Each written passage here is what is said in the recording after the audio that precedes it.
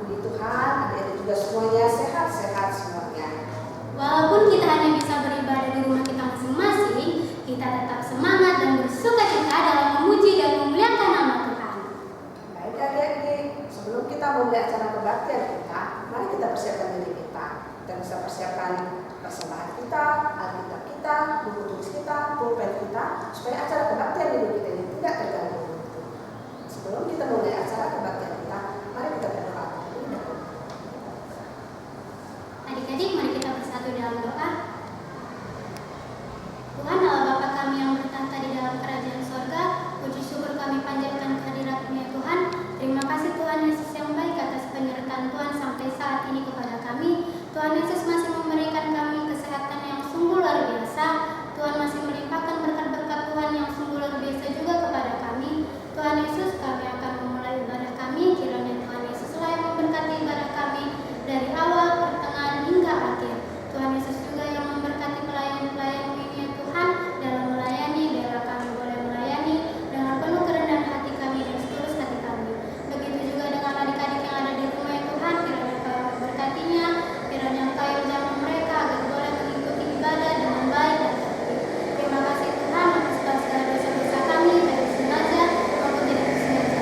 Biarlah ibadah ini tentu saja yang terjadi ya Tuhan. Dalam nama anakmu Yesus Kristus, kami sudah berdoa dan mengucap syukur. Haleluya, amin. Baik adik-adik, kita akan memulai acara kebaktian hidup kita. Kita bernyanyi lagu kita dari Selamat Pagi Bapak.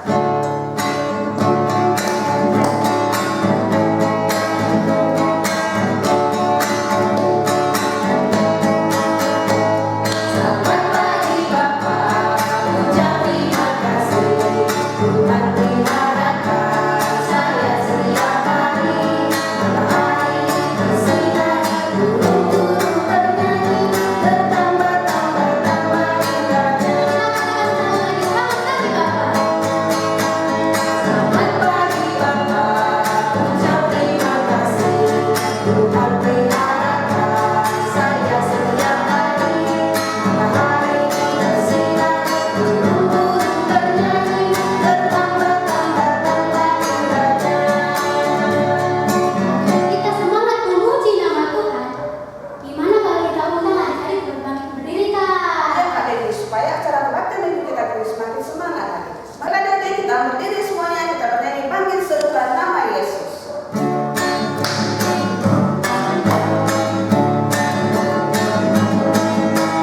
Bangkit serukan nama Yesus.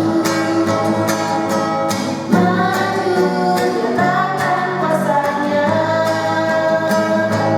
Kita buat hidup serta kanan hidup dayanya.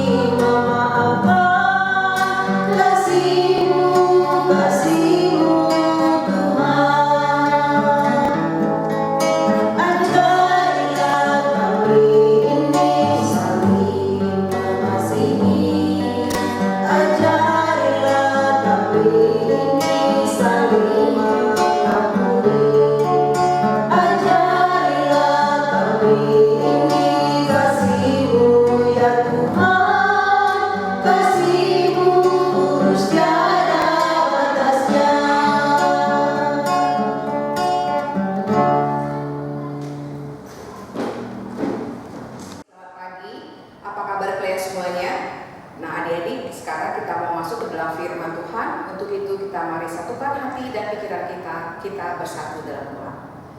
Bapa Surgawi, kami bersyukur Tuhan pada pagi hari ini kami masih merasakan kasih setia Tuhan kepada kami. Terima kasih Bapa untuk nafas hidup yang masih Tuhan berikan kepada kami. Terima kasih untuk cuaca yang Tuhan berikan kepada kami. Dan kami berterima kasih untuk kasih setia Tuhan sentiasa dalam hidup kami. Bapa, sebentar kami akan mendengarkan firman-Mu. Tuhan, biarlah Engkau yang berbicara dalam hidup kami pribadi lepas pribadi, agar kami bisa mengerti akan firman Tuhan dalam hidup kami. Terima kasih Tuhan Yesus, sucikan kami, kuduskan kami, dan layakkan kami bisa menerima firman-Mu. Dalam nama Tuhan Yesus kami bersyukur. Haleluya. Amin. Mari kita buka Alkitab kita dari Amsal 22 ayat 6. Kemudian bawa sekarnya deh ya. Kemudian buka 2 Timotius 1 ayat 5. Nah, adik-adik, di sini tema kita diberi kita tema didikan untuk masa depan. Artinya kita harus belajar. Nah, bagaimana sih kita belajar? Mulai dari kita kecil itu kita belajar melalui orang tua kita. Adik-adik, waktu adik-adik masih bayi, mamanya atau papanya mengajari adik-adik untuk minum susu, mengajari adik-adik bagaimana memakan bubur. Nah, kemudian adik-adik sudah semakin besar, sudah bisa berbicara, adik-adik diajari berbicara dengan kata mama, papa. Nah, atau adik-adik berbicara mengatakan kakak, abang, paman, nenek, dan sebagainya. Kemudian lebih besar lagi dan lebih besar lagi, adik-adik diajari untuk bertanggung jawab terhadap diri sendiri. Mungkin adik-adik diajari mengambil pakaian, mengambil sepatu, mengambil kaos kaki dan sebagainya. Dan setelah pulang sekolah, adik-adik juga diajari meletakkan barang-barang itu menurut tempatnya. Nah, adik-adik, di sini kita bisa lihat bagaimana seorang ibu mengajari anaknya. Nah, ini ada seorang ibu mengajari anaknya dalam hal membaca, ya. Adik-adik, beginilah seorang ibu yang selalu dengan setia mengajari anaknya untuk belajar agar anak itu pintar di hari depannya atau di masa depannya. Anak ini bisa menjadi anak yang bisa dibanggakan oleh keluarganya. Nah, begitu juga adik-adik, kehidupan kita sehari-hari, mungkin orang tua kita juga mengajari kita. Nah, mungkin waktu kamu belajar, mungkin kamu itu merasa bahwa itu adalah suatu kekalan dalam hidupmu karena kamu tidak bebas bermain karena dalam hal belajar. Nah, adik-adik, tetapi jikalau nanti mungkin 10-15 tahun mendatang kamu akan dapat merasakan bagaimana didikan yang disampaikan oleh orang tuamu. Nah, adik-adik, bisa kita baca tadi, kakak akan baca ya di Amsal 22 ayat 6. Di sini bunyinya, didiklah orang muda menurut jalan yang patut baginya, maka pada masa tua pun ia tidak akan menyimpang daripada jalan itu. Nah, jikalau mama dan papa kita mendidik kita dengan firman Tuhan, maka setelah nanti kamu dewasa, kamu akan mengetahui bahwa didikan itu sangat bagus dan kamu akan mendapatkan hasilnya. Nah, kalau sekarang mungkin kalau mama papa mengajari kamu waktu masih kecil, kamu harus pergi sekolah minggu membawa Alkitab. Nah, kamu membawa Alkitab merasa mungkin keberatan atau merasa tidak bebas bermain. Kalau ada Alkitab, lebih baiklah bawa HP karena di situ sudah ada ayat-ayat Alkitabnya. Tapi apa? Mama papa bilang harus bawa Alkitab. Pada saat ini kamu tidak akan tahu kenapa orang tua memaksa kamu membawa Alkitab. Tetapi nanti pada saatnya 10 tahun ke depan kamu akan rasakan apa sih sebenarnya yang disuruh orang tua itu membawa Alkitab setiap minggu. Itu untuk menyatakan bahwa kamu itu adalah anak-anak Tuhan. Karena Alkitab ini adalah firman Tuhan. Beda dengan HP kita. Kalau HP ini memang benar enak sekali dibawa kemana-mana, tetapi HP ini tidak melambangkan kita anak Tuhan. Alkitab mengatakan simbol kita anak Tuhan. Jadi adik-adik, apapun yang orang tua didikan atau apapun yang orang tua ajari, janganlah menggedumel, tetapi terimalah didikan itu dengan baik. Nah, kita bisa lihat deh, gimana anak yang dididik orang tua yang berhasil. Kita kaitkan dengan 2 Timotius 1 ayat 5. Kita lihat Timotius, dia sekarang menjadi pemuda yang gagah perkasa. Tetapi kita lihat bahwa hasil dari Timotius itu berasal dari neneknya. Nenek Timotius bernama Lois. Lois adalah seorang ibu yang sangat percaya kepada Tuhan. Dia punya anak itu dididik sesuai dengan didikan Tuhan. Nama anaknya itu Eunike. Eunike juga seorang wanita. Dia juga wanita yang sangat baik, yang budi pekertinya baik. Karena apa? Karena mamanya Lois mendidiknya dengan firman Tuhan. Jadi apa yang diterima Eunike dari mamanya, begitu Eunike juga sudah besar, dia berumah tangga, dia punya anak, seorang pemuda yaitu Timotius, dia juga mendidik anak itu seturut dengan firman Tuhan. Maka kita lihat bahwa Timotius adalah orang yang sangat gagah perkasa yang dipakai Tuhan untuk kemuliaan Tuhan. Nah, kita lihat bagaimana hasilnya.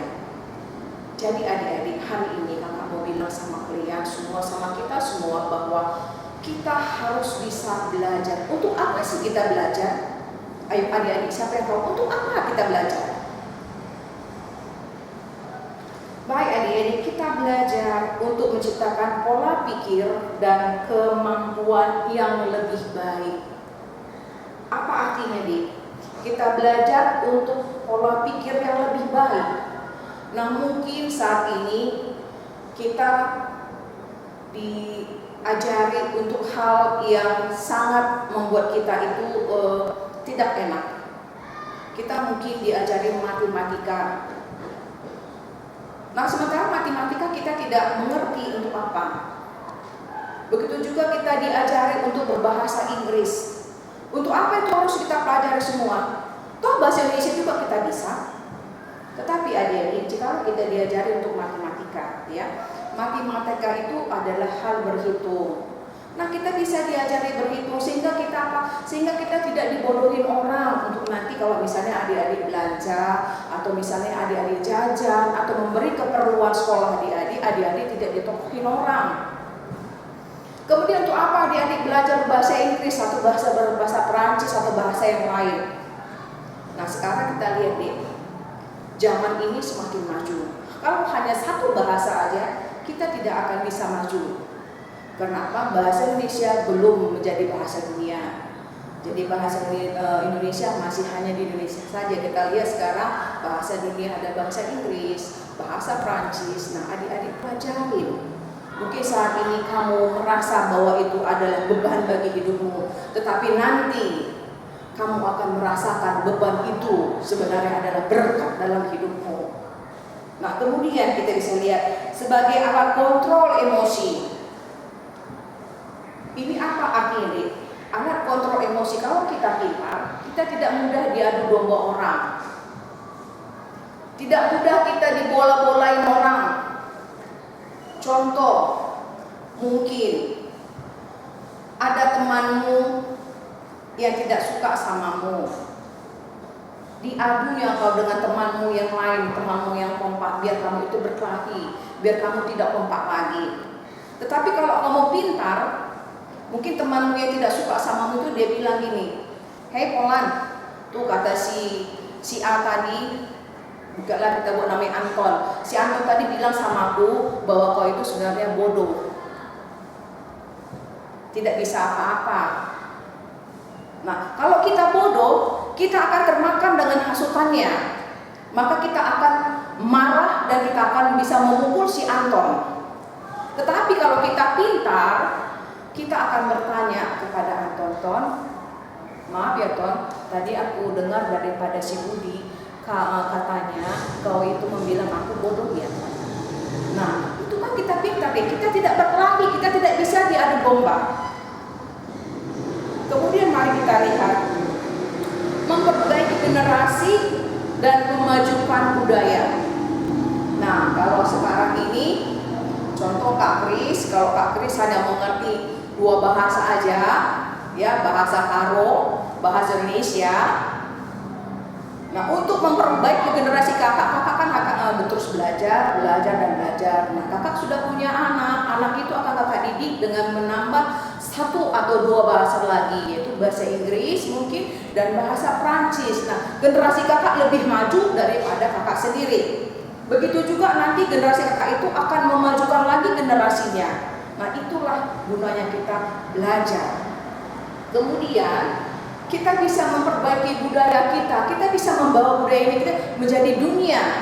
Seperti kita contohnya orang Karo, kita bisa membawa tarian Karo, nyanyian Karo menjadi tarian dan nyanyian dunia yang disenangi oleh seluruh dunia ini. Nah, itu kalau kita pintar deh. Kalau kita pintar mungkin kita bisa menjadi duta besar atau kita bisa menjadi wakil dari bangsa kita ke negara lain. Nah, kita bisa membawakan budaya kita.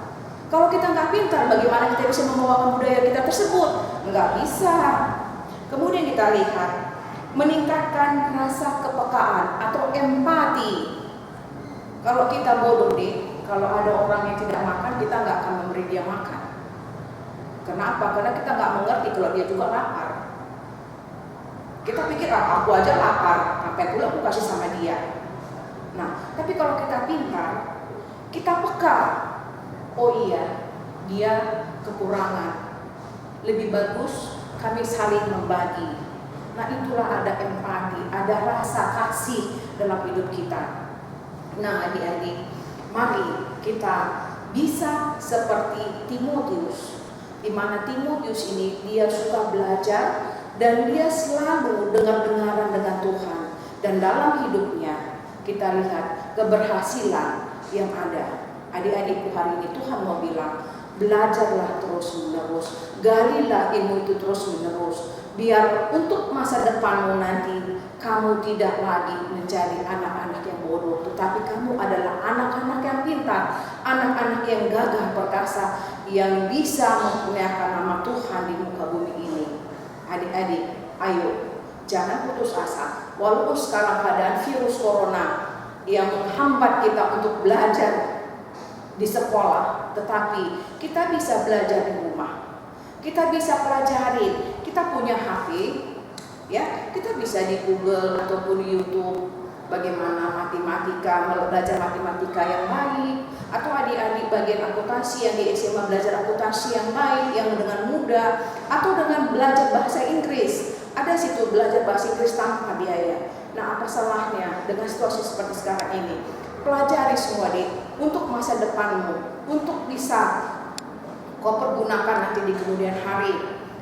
Kalau hari ini ada virus, belum ada obatnya. Jikalau kamu pintar, kamu mungkin nanti bisa membuat penangkal obat segala virus. Kenapa? Karena kamu itu pintar. Ayo kita belajar dengan tidak jemu-jemu, dan kita selalu menyerahkan hidup kita ke dalam tangan pengasihan Tuhan, agar Tuhan yang memimpin kita. Bisa adik-adik menjadi pemuda-pemuda yang perkasa, pemuda-pemuda yang takut akan Tuhan, pemuda-pemuda yang punya kualitas yang tinggi.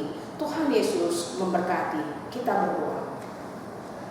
Bapa Surgawi, terima kasih Tuhan untuk firman-Mu. Terima kasih Bapa, di mana firman-Mu Tuhan mengajari kami untuk kami senantiasa belajar dan belajar terus, agar kami tidak bosan Tuhan dalam kami belajar, karena kami mau Tuhan yang pimpin kami, agar kami bisa menjadi anak-anak yang perkasa di muka bumi ini. Terima kasih Tuhan Yesus, terima kasih. Dalam nama-Mu Tuhan Yesus kami berseru, haleluya, amin. Jadi bersyukur untuk firman yang sudah kita dengarkan tadi. Saat ini kita akan membuka persembahan kita. Mari kita minta persembahan yang terbaik buat Tuhan. Kita akan lakukan pujian kita, lalu kita diberitakan berita sebelumnya.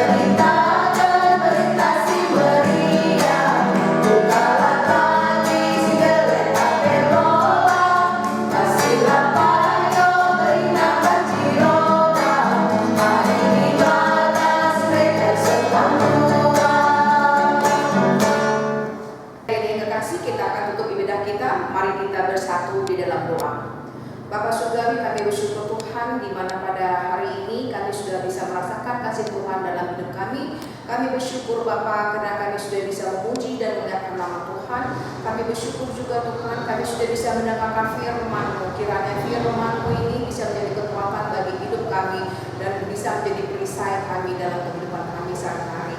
Bapa, sebentar kami tadi sudah mengumpulkan persembahan kami. Tuhan Yesus, Engkau yang memakaikan persembahan ini bisa untuk memperluas kerajaan-Mu di muka bumi ini, agar persembahan ini juga Tuhan bisa dipergunakan sesuai dengan kehendak Tuhan.